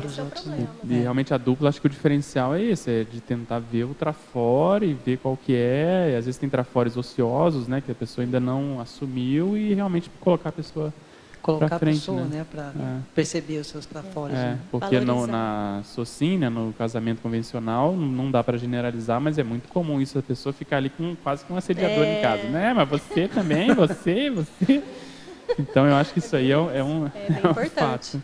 E aí, às vezes, ainda se complicia ainda com os trafares das Perfeito, pessoas, né? Passa a mão, né? Exatamente. Ele é assim mesmo, né? Pois é. Porque a gente está duplismo é para ser parceria, né? Ser parceria. Então, você está lá para ajudar no desassédio, né, que a pessoa está fazendo nela mesma, você está lá para colaborar. Então, você não está para competir. Se começou a ficar assim, já não é duplismo, não está funcionando. Precisa Já rever, precisa sentar e conversar. E uma outra coisa importante que eu vejo isso que você comentou na primeira pergunta, né, a questão da cultura dos trafores no contexto do verbete, é porque realmente, em geral, quando a gente vai fazer assistência e tem um processo de assédio, os assediadores vão vir contra o assistente. E se ele não tiver segurança com relação aos próprios trafores, ele vai começar a medrar porque o assediador vai começar a falar dos trafares dele. Mas quem é você para querer ajudar essa pessoa se você também faz isso, isso e aquilo? E a pessoa, se ela começar a falar, realmente eu, e aí aí ela perde a assistência. Então, essa visão traforística, essa visão mais de segurança, de saber que naquele momento ela pode bancar, porque ela, né, tem confiança, ela sabe o que está certo e não interessa os trafares dela naquele momento que ela está trabalhando, ela já sabe, ela já está consciente daquilo, não é hora de fazer revisão, como você já comentou aqui. Então, isso na assistência realmente é muito importante, né? Essa visão traforística, de você bancar e ficar ali porque realmente é o que precisa, né? Porque os trafares, o problema é da pessoa, né? E o duplista puxa pelos trafores da pessoa, né? Sempre, né? Ajudando ele. Eu queria fazer mais uma pergunta também aqui na parafatologia, na terceira linha de baixo para cima. Retrocognições. As retrocognições do modus operandi assistencial. Qual que é a sua experiência nesse caso? Você teve alguma experiência prática? Eu ainda não tenho, assim, muito clara essa questão minha de retrocognição. Eu tive uma experiência num campo de um curso que eu me vi lá num cenário do Egito, assim, eu estava bem tranquila ali.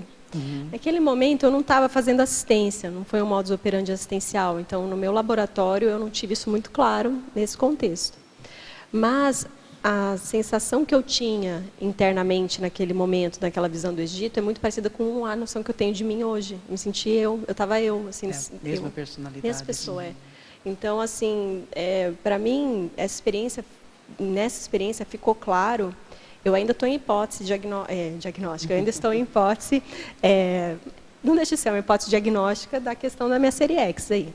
Mas, esse modus operandi assistencial, eu acho que o momento que você está fazendo assistência, ele se for você, do teu jeito, com a tua assinatura, o teu modus operandi mesmo, o teu jeitão, ele é extremamente retrocognitivo. Eu percebo até na convivência com um grupo, né, os colegas consciência-terapeutas, às vezes a gente sai para fazer conversar, fazer uma confraternização, e às vezes eu começo a conversar, e tem alguns que me chamam a atenção, esse jeitão, quem será que você foi, né? Quem será que você era? Essa pessoa sente uma afinidade nessa convivência. Então, a gente se conhece de outros momentos, né? E você vê que é o jeitão mesmo da pessoa. Às vezes é o jeito dela falar, é a maneira que às vezes que ela aborda uma assistência, ou aborda um contexto. E normalmente são contextos de assistência. Você acha que é quando o grupo é afim que acontece essa... Fica mais fácil a retrocognição, ajuda mais em grupo. Quando você está sozinha, você se reconhece naquilo, mas a gente às vezes se reconhece em tantas coisas que às vezes a gente duvida. Eu acho que esse é um problema do autopesquisador, às vezes a gente duvida das nossas percepções. Quando você está em grupo e as pessoas te apontam, um aponta, outro aponta também, muito parecido, isso daí, esse teu jeito. Aí você fala, nossa, é verdade, eu já achava um pouco isso. Ainda essas pessoas estão dizendo isso, poxa, interessante, eu tenho um jeitão mesmo tal de funcionar, que funciona melhor nessa situação. Mas você chegou, desculpa, Petit, você chegou em alguma conclusão, mais ou menos, em termos de linha de atuação na série X? De retrosenha, ou de que você mexeu mais, em que contexto, o que você tem de hipótese? Isso não está muito claro, mas esse cenário do Egito que eu vi, eu estava ligado a algum processo lá que tinha alguma questão de elaboração, de alguma questão, não sei se do parapsiquismo, eu estava lá nesse contexto voltada para estudos em relação a essas coisas, sabe, de avaliação das questões energéticas, eu estava muito sólida. Tá, e você estudando o seu grupo hoje, sua condição, por exemplo, você acha que você é mais desse processo parapsíquico da monarquia, da arte, da ciência, da, sei lá, do militarismo? Nesse sentido, eu sei que eu passei pela monarquia e não foi bom. Mas não foi bom? Não, a monarquia não foi bom. Tá. Mas, em linhas gerais, eu desde criança até, sempre se manifestou muito essa questão do parapsiquismo, de percepção. Mas tem um viés, assim, que eu vejo que, nos colegas que eu vejo essa questão de parapercepção, de energias, tem gente que é muito aflorado para isso. Vejo até o Gabriel, questão de dinâmicas e tudo. Eu não tenho muito esse lado, meu lado é mais de sensação e, assim, voltado para estudos da consciência. A conscienciologia me pegou muito. Eu acho que a minha percepção, eu gosto de usar ela não muito para efeito, para entender efeito, eu gosto de dar ela para entender o contexto das coisas que estão acontecendo, aprofundar na pessoa, fazer um complemento bem profundo, sentir o que o outro está sentindo. Eu sempre tive facilidade com isso, desde criança. Que é o viés bem assistencial, talvez, né? E em termos de país, eu não sei se eu já te perguntei, se tem alguma raiz mais forte, alguma identificação, alguma coisa com alguma cultura, ou também está ainda... Eu nunca fui para a Europa. Eu fui para os Estados Unidos de criança, gosto muito dos Estados Unidos, mas lá eu sinto que é mais para passear e é gostoso estar lá. Mas eu sinto que quando eu pesquisar mais a Europa e for para a Europa, acho que vai estar ali. Eu gosto muito da França, nunca estive na França, mas eu sinto que tem alguma coisa com a Europa. Pedro, entrando um pouco na consecutivos, né, o que parece que um dos círculos dela da retrosenha é anamnese. Sim, parece total. uma anamnese. Uhum. Sim. Ela tem. A radiologia é isso, né? Total, São isso sinais, você tem que ver sinais em tudo que é exame, né? Pois não. Elisa, até você já tocou um pouco o assunto da consciencioterapia. Eu queria te perguntar, porque você se tornou consciencioterapeuta faz alguns meses, né? Sim. Se essa prática, esse exercício, a tua atuação como consciencioterapeuta também te trouxe novo conhecimento sobre a sua singularidade. Se você conseguiu descobrir, identificar alguma nova singularidade nessa atuação. Com certeza, foi riquíssimo ter feito o curso de formação de consciencioterapeuta. Eu amadureci muito durante o curso, eu desenvolvi muita coisa num período bem curto. Então, me ajudou muito. Eu consegui assentar melhor o processo da minha assistência e a percepção de mim na assistência. Consegui fazer esses gaps para reflexão. Então, eu acho que assim foi sine qua non, vamos dizer assim, para conseguir chegar na maturidade que eu estou hoje assistencial. Acho que é uma oportunidade muito interessante. E é por isso que eu penso que a pessoa tem que seguir a Proexis com todo o empenho. E não importa o que seja que ela tem que fazer. Porque quando você está na Proexis, as coisas vão num ritmo muito mais rápido. E você se acessa muito mais e consegue recuperar mais cons. De recuperação de cons, assim, eu não tenho tanta coisa clara do curso intermissivo, mas eu tenho confirmações assim, íntimas, assim, eu me sinto... eu tinha que estar fazendo aquilo, eu estou muito segura dentro do que eu estou fazendo. Não é um exercício fácil, é um exercício desafiador, todas as vezes você senta na frente do evoluciente, mas eu sinto que era isso que eu tinha que estar fazendo, e eu cresci muito com isso. E dá para perceber muita coisa do meu grupo, porque agora que eu estou atendendo, eu vejo que as pessoas que eu atendo, que aparecem para eu atender, tem muito a ver com o meu grupo. Mas assim, é até engraçado. Eu falo, nossa, tá vendo essa pessoa? Olha, acabou de vir outra pessoa, mas é o mesmo problema, mesma questão. E eu sei dessa questão, eu passei por essa questão. Interessante. Você tem que começar, acho que, escrever sobre isso, né? Ver qual que é a demanda, a doença e começar a escrever mais e mais e mais, porque você vai ajudar mais ainda. Né? Eu lembro que quando eu encontrei o Nário pela primeira vez, que foi uma coisa assim, né, engraçada, porque eu encontrei o Nário, já cheguei falando, Nário, eu tenho tudo a ver com, né, assim, eu sinto que eu preciso ser consciencioterapeuta. O que você precisar na expansão em São Paulo, eu estou lá. Qualquer coisa, o desassédio que precisar fazer, eu falei assim para ele, o que precisar? Eu conhecia pouco ainda a conscienciologia, acho que tinha 1 ano de conscienciologia. Então, assim, o que precisar, eu falei, eu tenho certeza que eu sou do grupo da expansão da conscienciologia. Eu não sei de onde vem essa certeza, mas ela existe e é forte, é extremamente sólida. Legal. E justamente depois da formação das 2 consciencioterapeutas lá em São Paulo, cresceu demais, né? Então, tinha a ver mesmo, você estava certa. Estava por ali, né? Tinha que entrar mesmo. A outra é a Regina, né? A Regina Esterman. Pois não. Pedro, eu só queria complementar acerca do voluntariado à distância, né, que o teletertuliano escreveu. que a gente precisa realmente fazer uma entrevista, porque nós estamos com dificuldade assim de acompanhar a qualificação do revisor à distância. Então, teria que ver como que isso seria feito, né? Porque sim, o ideal é vir aqui fazer com calma nessa entrevista, né? Sim, vocês exatamente. Já devem ter um know-how e aí... para não ficar nenhum mal entendido, para ficar mais claro, né? Que não é muito simples assim, tá bom? Porque a revisão tem uma dinâmica, né? Exatamente. Tem toda a sequência, a data de apresentação, então realmente tem que ter um comprometimento grande da pessoa, e né? Quando a pessoa mora aqui em Foz do Iguaçu, tem essa possibilidade de ir qualificando junto com o grupo, participando das reuniões. Perfeito. Mas quando é à distância, precisaria ter alguém acompanhando. Meu caso. Eu estou aqui, saíram 75, acho que eu estou quase com 80 verbetes. E o próximo, que vai ser dia 2, a Kay fez uma revisão e me falou uma coisa que eu não sabia. 80, depois eu vim descobrir a questão eu fiz uma enumeração de 100. Enumeração automática, né? Automática. Eu aprendi com o chefe que era tudo manual, porque senão não sei o quê. Nossa, também alguns esporros. E aí aprendi. E aí ela está me dizendo que agora isso está até no manual da verbetrografia. Na página 305. Até decorei, porque tem muita máximo. Gente que tem dificuldade. E quando são 100 itens... Eu já fiz muitos de 100, então realmente você vai, aí você deixa para enumerar no final, porque sempre tem uma ideia para você inserir. E fatal, quando eu enumerava, sempre tinha uma revisão, sempre tinha uma inserção, aí você tem que desfazer tudo e enumerar tudo de novo, manual, tem que ver a distância. A Enciclosapis, ele tem um fluxo assim que enorme, tem que ter verbete todos os dias. Perfeito. Então, quando o verbete chega num ponto, ele vai... E se não é seu, você fazer realmente dos outros é difícil, porque você tem um volume muito grande. A equipe reduzida ainda é... Então, eu só estou querendo ilustrar, Bruno, que é realmente isso. Você tem que ter uma capacitação, vamos dizer assim, porque são muitos detalhes. E, às vezes, mesmo a gente veterano aqui, a gente tem coisa que a gente não sabe, né? não domina. Então, temos que ouvir os técnicos aí. Quem mais gostaria de comentar, pessoal? Pois não, Isabel.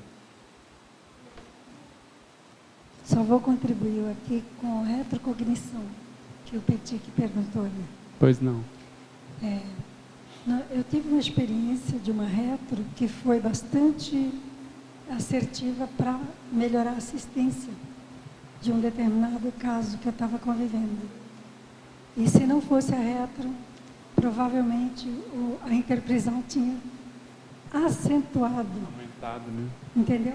Eu adotei um garoto e tive muita dificuldade de relacionamento depois de 2 anos que eu tinha adotado. Então, vi uma energia difícil, foi conturbada a relação por uns 4 anos. E aí eu já estava na Conscienciologia, e trabalhei muito, EV, domínio da energia, intencionalidade, TENEPS, para querer entender como libertar daquela interprisão, porque era evidente que tem uma interprisão ali. E aí eu tive uma retro, na verdade foram 2, com a mesma fatuística. Eu vendo onde era a minha lacuna com ele, assistencial, de outras vidas, e mais ou menos mostrando o que eu precisava fazer para me libertar disso. Para nos libertarmos, né? Porque eram ambos. E aí eu vi o papel dos demais membros da minha família. Os mediadores do conflito, que era o outro meu filho, o pai deles, dos meninos. E foi muito importante aquela retro. Eu acho que na hora que você começa realmente querendo alguma coisa, os amparadores patrocinam isso.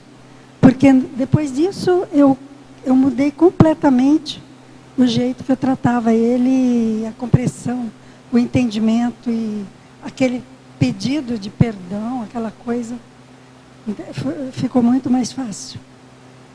Então, e é impressionante como às vezes a coisa vamos dizer assim, de uma hora para outra, né? Depois que a gente lembra aquilo, parece que muda tudo e melhora, como se tirasse com a mão, né? Uma das coisas que eu teria que fazer para ele nessa vida era ajudá-lo a concluir os estudos. Porque provavelmente eu devo ter danificado e impedido isso em outra vida. Perfeito. Olha, não foi fácil. Daí, porque ele era pequenininho quando eu tive a retro. E acompanhá-lo para ele formar na faculdade era assim quase uma luta constante. porque ele desistia muito fácil de estudar. Inteligente, muito inteligente, brilhante. Tirava as notas assim, quando ele estudava. Só que parece que os assediadores pegavam matando, entendeu? Sim. E ele não conseguia. Tanto que no dia da formatura dele foi um dia de mega euforização. Legal. Foi impressionante. Muito legal. Nesse sentido que ela está trazendo, na minha experiência, o que eu percebi é que quando a gente começa a entender quem a gente realmente é, identidade extrafísica, começa a ter esse tipo de percepção, a gente começa a perceber quão bobageiras são as coisas que a gente tem, alguns caprichos, umas coisas muito tontas, assim, fica muito... Parece que você coloca um óculos de aumento, né? Coloca uma lupa em cima. E aí você fica até com vergonha de continuar manifestando isso, porque você entende teu papel assistencial, é por aí, que é muito maior, é imensurável. Então você perdoa tudo isso, teu mesmo. Você fala, nossa, mas que besteirada. E a reciclagem fica muito mais rápida. Pode acontecer recaída, mas você já está lúcida. Perfeito. E você tem consciência de que você vem fazendo isso há muito tempo, né? Essa bobageira que você comentou. Às vezes você tem essa lucidez. Nossa, séculos o mesmo capricho. Não é fácil. Então a pessoa tende a mudar mais rápido, que cai a ficha de que realmente é uma excrescência que está ali. Né? Fala, cara. Um dos seus trafores que eu identifico aqui é a questão da empatia. Você tem uma capacidade muito grande de promover empatia. Aí eu gostaria que você falasse aqui na fatologia, página 5, o rapport com o assistido. Quero saber como que isso se manifesta desde a infância em você, essa questão do rapport, e se tem alguma técnica que você utiliza, pudesse nos dar uma dica de como melhorar esse rapport com os assistidos. O rapport, ele é o que te permite, de fato, fazer assistência, porque às vezes você acopla com a pessoa, está sentindo tudo lá que ela está sentindo, né? Você entra realmente faz uma leitura, né? Uma ausculta do holossoma da pessoa, mas às vezes você não consegue ajudar ela. E se isso está acontecendo é porque falta rapport. Aí você tem que entender como você acessa a pessoa para ela ganhar a tua confiança. Porque às vezes ela quer ajuda, ela está na tua frente, ela precisa de ajuda. Mas nem ela está entendendo por que ela não está te deixando ajudar. E aí você começa a tentar falar a língua dela, às vezes pode usar o dialeto dela, às vezes você pode conversar com ela de alguma coisa que ela gosta, procurar saber o livro que ela está lendo. E aí você vai fazendo algum rapport por algum canto, você tem que entrar ali. Ela quer que você entre, porque ela veio buscar ajuda, né, nesse contexto. E eu aprendi muito disso também na consciência terapia, que a gente tem que fazer rapport, né? Senão não acontece. Então, tem várias maneiras. Você me perguntou desde a minha infância. Eu sempre fiz isso de uma maneira um pouco intuitiva, né? Acho que puramente intuitiva na época. Mas eu sempre gostei de ajudar e sempre via o que eu queria ajudar, queria resolver, sentia que a pessoa não estava bem. Sempre que eu via alguém que não estava bem, eu ficava muito preocupada, porque eu sei o que é não estar bem, e é muito ruim. Eu senti muita angústia na minha infância. Eu não sei se eu tive um pouco de síndrome do estrangeiro, eu ainda estou avaliando isso. Mas eu era muito feliz, animada na infância, mas eu lembro de momentos tristes e difíceis. Então, eu sabia o que era estar mal. Então, sempre que eu via alguém mal, eu queria ajudar de qualquer jeito. Assim, eu ficava com a pessoa, o que você precisa. E com isso, parece que o rapport, eu acabava fazendo o rapport com a pessoa e, de repente, eu estava falando coisas que a pessoa começava a sentir muito melhor. Ela, nossa, mas isso que você me falou, eu nem tinha pensado, poxa, que bom. E, às vezes, eu falava coisa que eu nem sabia o que eu estava falando, estava fazendo todo sentido. E, com certeza, com o amparador. Então, eu sempre fiz isso, desde a infância. E, junto com isso, pela minha imaturidade da infância, eu tinha um pouco da síndrome de Messias. Então, por exemplo, eu lembro na escola que tinha casos engraçados que a diretora da escola falava que eu tinha que ser uma advogada, que eu tinha que ser, sei lá, a presidente, porque eu vi o banheiro sujo das meninas, né, com o absorvente, eu ia falar com ela, tipo, eu tinha 10 anos. Que absurdo, o banheiro, as meninas não sabem, não cuidam, a gente precisa fazer alguma coisa. Eu ia lá bater na porta da diretora, e ela falava com a minha mãe, Doro, Elisa, tá aqui de novo, o que foi? E ela ficou preocupada. Então, eu sempre tive essa preocupação de todo mundo estar bem. Mas você veja uma coisa, isso aí deve ter um cunho realmente até de processo político, mas além disso um processo de liderança, né? Então essa liderança que realmente talvez seja uma raiz grossa, forte do seu passado, né? Aí precisa ver qual linha, se é mais política, mais, sei lá, parapsíquica, as duas juntas. Lá no Egito era muito comum, por exemplo. Então é por aí que você vai puxando, né, o fio da meada aí, serexológico. Por aí. Segue na próxima ali, as sincronicidades, ali na 6, né? Ensejando a interassistencialidade no cotidiano. Isso aí é interessante porque são as sincronicidades, né, como oportunidade de interassistencialidade no cotidiano.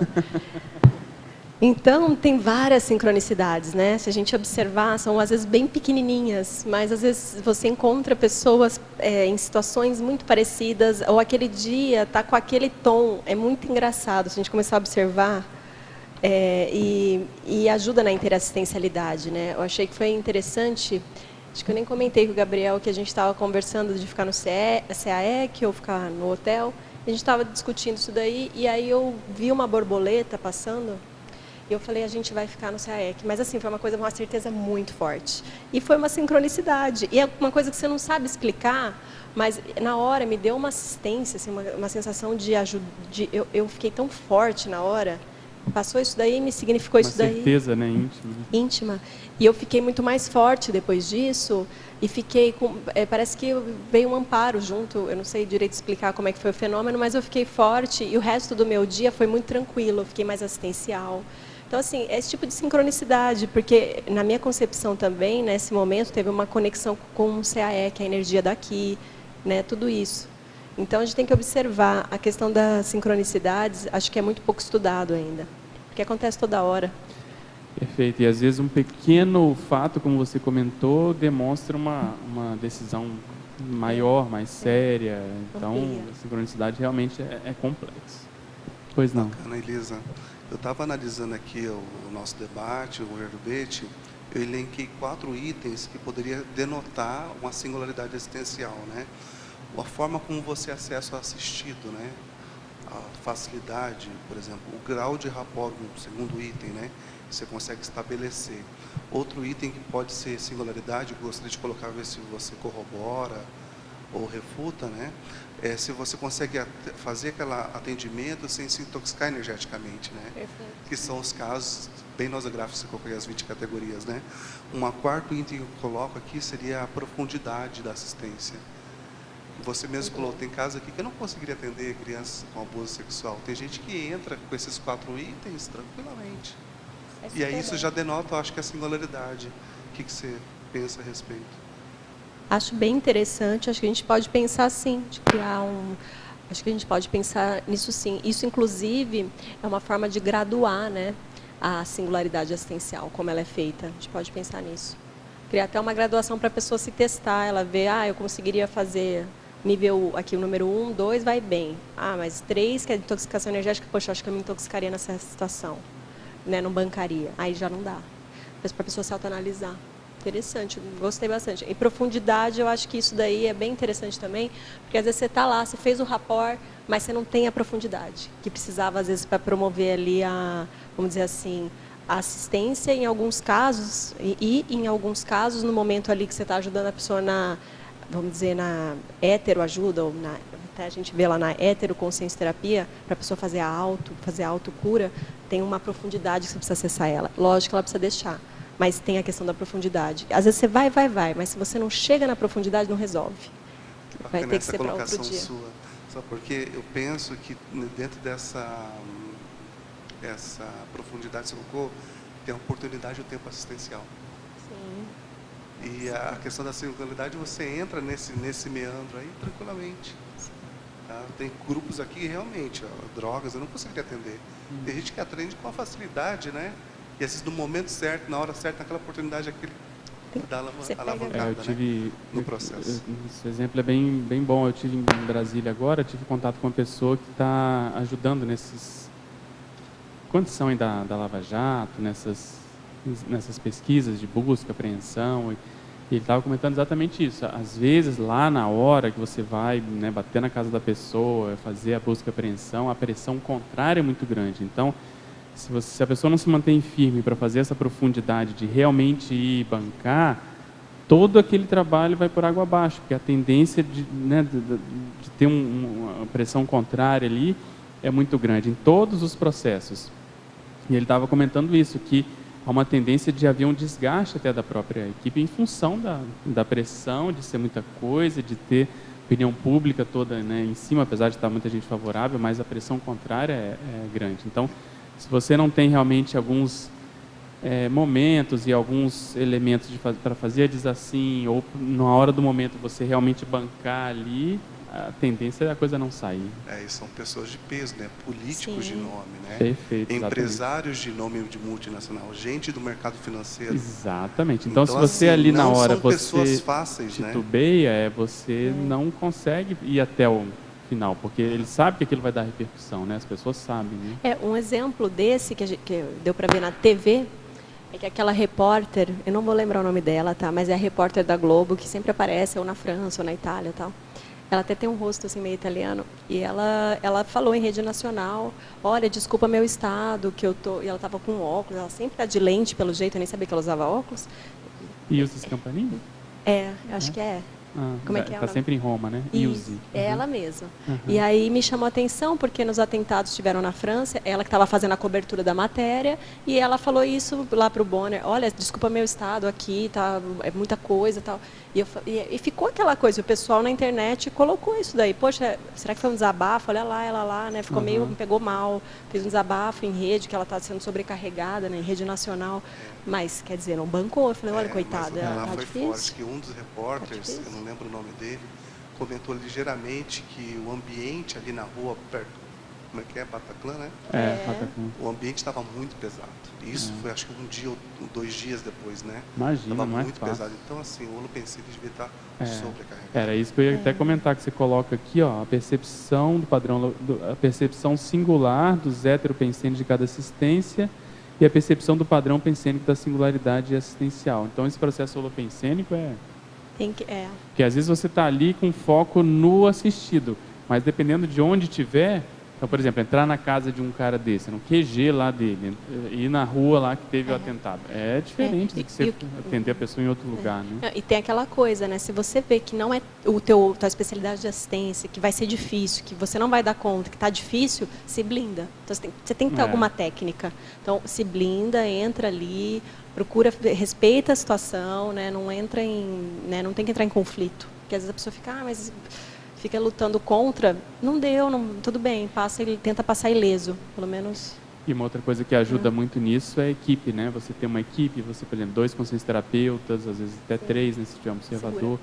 Então, tiver uma equipe... Oi? A segurança do trabalho. Então, isso aí, você poder contar com uma equipe, né, intra e extrafísica, mas principalmente a equipe ajuda muito, porque um reforça o outro. Quando sabe que às vezes pegou um pouquinho para o outro, né, você entra para segurar a peteca ali. É a segurança e a para-segurança. Né? A gente precisa fazer isso aí com profissionalismo.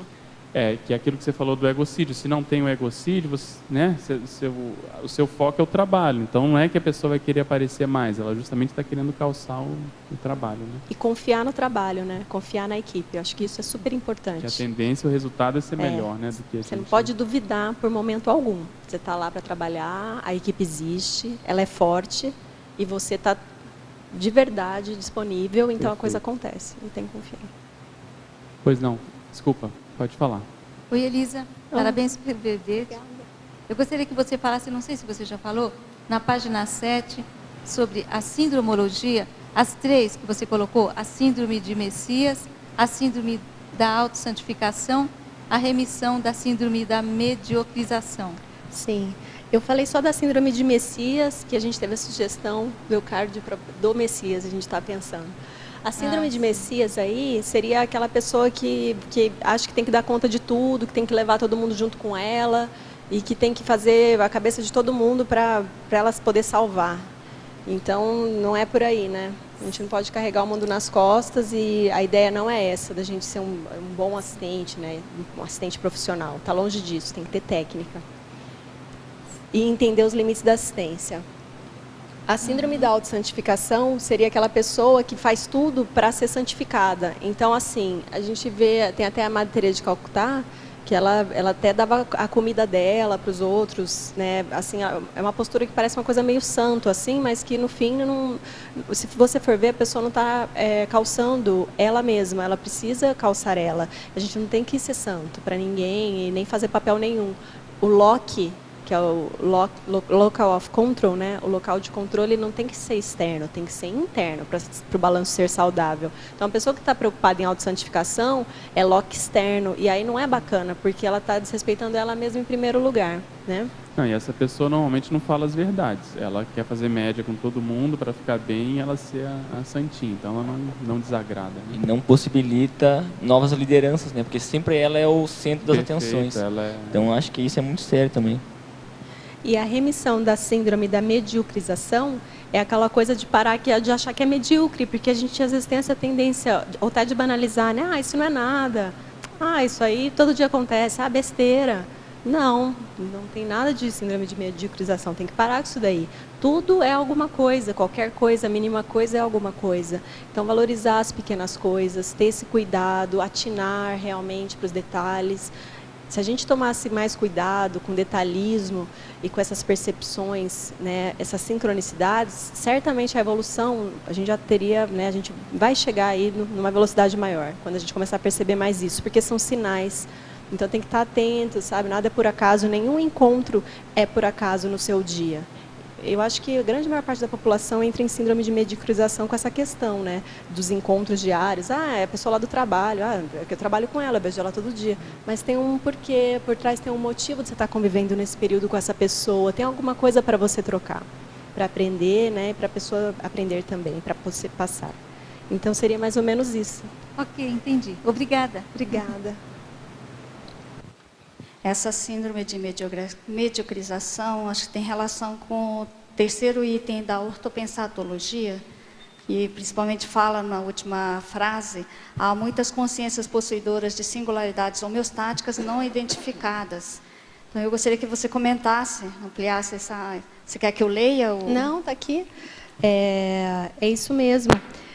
Que fala, né, singularidades, toda consim é uma ortopensata, toda consim deve se avaliar detidamente pelo conscienciograma, a fim de identificar, dentre outros traços da própria personalidade, qualquer singularidade positiva que possui, ainda não detectada e conservada ociosa. Há muitas consciências possuidoras de singularidades homeostáticas não identificadas. É isso mesmo, isso tem a ver com a mediocrização. E nada é medíocre, ninguém é medíocre, né? A consciência é muito grande. Então, a gente precisa realmente valorizar cada pessoa. Cada pessoa, o mais importante seria cada pessoa se valorizar, né? E procurar identificar. Eu respondi o conscienciograma, eu respondi uma vez só, então as minhas notas foram aquela pessoa que responde a primeira vez, fica umas notas meio altas. Eu falei, preciso responder de novo. Então, não levo muito em conta meu gráfico. Mas eu aprendi bastante respondendo o conscienciograma e, com certeza, cada vez que a gente responde, a gente está diferente. Então, vai ser diferente a experiência. Eu já estou querendo responder de novo, né? E acho que ele ajuda muito a fazer essa autoinvestigação. Lá que eu fui entender o quanto eu ainda estou aquém de trabalhar meus chakras. Lá, nossa, ficou assim, explícito. Eu não tinha essa noção. E isso daí foi só um detalhe que eu vi lá. Tem muita coisa. Então, eu acho que a gente precisa trabalhar em cima disso, sim. Temos muitas singularidades. É sinônimo de trafores, né? Trafores ociosos, no caso, né? Isso aí, ótimo. É interessante porque todo mundo tem trafor, né? Que nós não somos só dessa vida, já tivemos várias vidas onde a gente já desenvolveu várias habilidades, né? Que podemos usar para fazer assistência. Sim. E que está subutilizados, né? Sim. É disso que ele está falando, né? Sim. E tem que se valorizar, né? Eu acho assim, às vezes tem gente que às vezes nem estudou tanto e num momento de um acidente que chega o bombeiro, a pessoa está lá, vê sangue, mas ajuda, pega. E você vê, a pessoa tem que se valorizar, porque assim, às vezes é alguma coisa, a pessoa fala, não, mas eu não fiz nada, eu não sei nada, mas não é qualquer um que ia fazer isso. Que ia lá pegar na mão, que ia, né, ajudar, não é qualquer um. Então a gente precisa valorizar. Eu acho que se a gente se coloca em prontidão assistencial, sem dúvida, em qualquer situação que a gente entra numa situação de prontidão assistencial, é um sinal, é senha. Por que você tem prontidão assistencial com esse assunto? É interessante, porque não é para qualquer assunto que a gente tem, né? Ok, pessoal, mais alguma coisa? Não? Queria então agradecer primeiro a Elisa, o Gabriel está definindo verbete também esses dias, eu estou acompanhando. Agradecer vocês aqui no Tertuliário, aos teletertulianos também, e chamar os nossos comerciais, por favor. Obrigado. As pontuações da tertúlia de hoje são 18 assinaturas no livro de presença, 17 perguntas presenciais e 20 perguntas respondidas online. Hoje teremos um recado. A Isabel, com a técnica de mais um ano de vida. Boa tarde a todos. O SEC convida para a 6ª edição do curso Laboratório da Técnica de Mais um Ano de Vida. A técnica de mais um ano de vida foi proposta pelo professor Valdo Vieira no livro 700 Experimentos, página 607. Qualquer pessoa pode aplicá-la, independente de estar em grupo. Todavia, aplicá-la em grupo, ao modo de um laboratório de troca de experiências, dá um salto quântico, evolutivo, sem precedentes. Acelera tudo, ao mesmo tempo que você sereniza. Por quê? Porque você coloca mega foco naquilo que você precisa fazer de fato em apenas um ano de vida. O laboratório começa agora dia 15 de janeiro. 15 a 17 de janeiro tem o primeiro módulo, que chama-se Momento da Mega Decisão, é onde a pessoa faz o posicionamento pessoal para a aplicação da técnica. O segundo módulo, Correção de Rota e Acerto da Rota Existencial, acompanhamento do planejamento estabelecido no primeiro módulo, será em 14 e 15 de maio. O terceiro módulo, Automotivação Racional, que é a valorização das conquistas, e o acompanhamento ainda da técnica, 10 e 11 de setembro. E, finalmente, o último módulo será ano que vem, um ano depois, 7 e 8 de janeiro de 2017. Neste interim, tem 3 encontros intermódulos, exatamente para continuar um acompanhamento ao modo de tutoria. Todos estão convidados. As inscrições são no CAEC. E telefone 45-3525-2652. Obrigado a todos.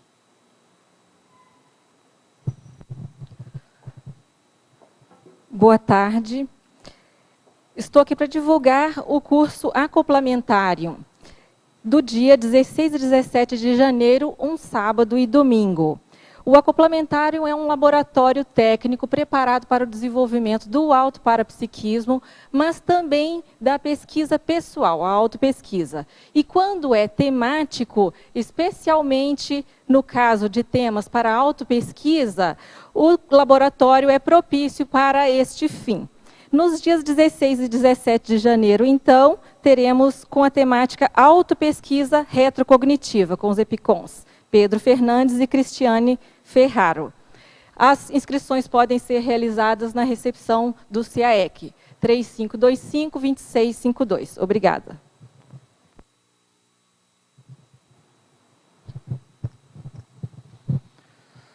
Para amanhã, teremos o verbete Exemplarismo Invexológico, especialidade em Vexologia, e a verbetógrafa Niádva Viveiros. Muito obrigado a todos e uma boa tarde.